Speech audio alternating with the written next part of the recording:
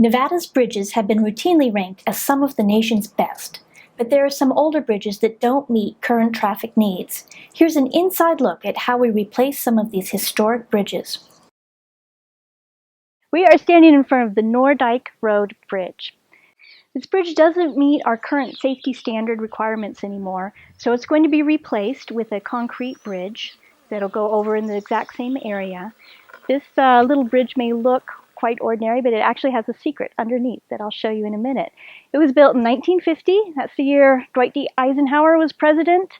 TV dinners hadn't been invented yet, and the Korean War was just starting. And here in Lyon County, they were a little tight of money, but they had a lot of creativity.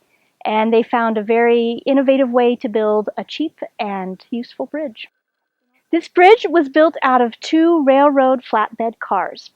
There are only 15 bridges like this in Nevada that NDOT maintains, and this is the second oldest one in the state.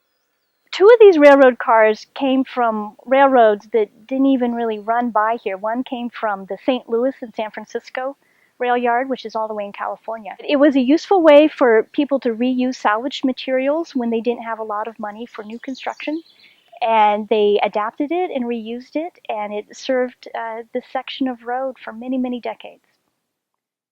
It is safe to drive on. In a very short time, it would become unsafe. Currently, right now, as part of it, they have to go out and inspect it every 6 months. Construction is probably going to begin in September. As part, we've redesigned the bridge to stay out of the channel.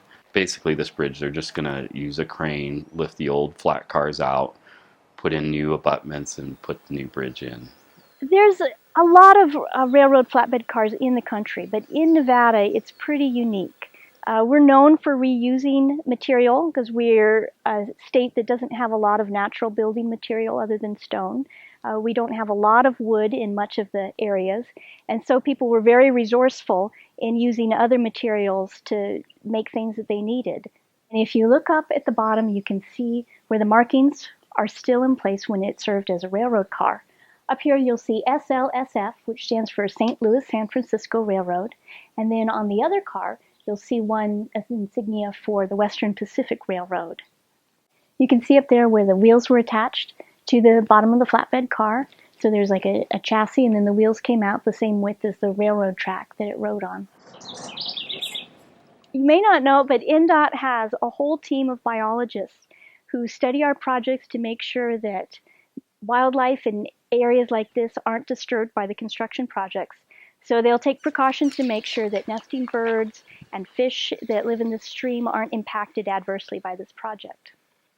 Some of Nevada's history might not be as flashy or monumental as things that you see in other places of the country, but it's areas like this where it's just very simple, that reflect the everyday life of the people. But the reason we care about it is because this is a unique part of our history, and this physical object has remained through time, and this is our history, and that's why it's important to our communities and our people. Placement of the Nordyke Road Bridge is scheduled to proceed this fall. Alternative routes will be directed to Mason Road to the north and SR 208 to the south.